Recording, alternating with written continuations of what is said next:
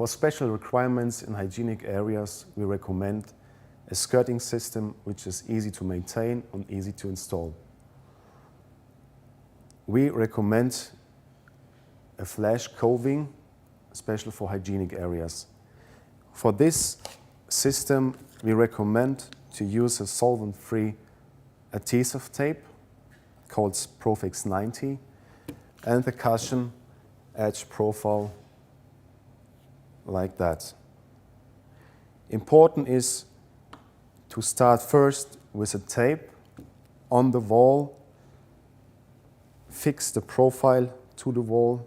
Important is to cut the profile 45 degrees for the inner and outer corners, and then apply the Profix 90 on the floor. Cut the flooring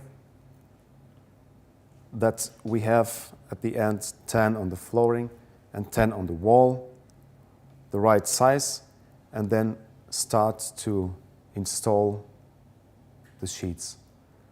Important is to cut the outer and inner corners with a template just to ensure that we have a perfect corners. Then weld the seams with our cold welding paste, and after 12 hours remove the cold welding in excess.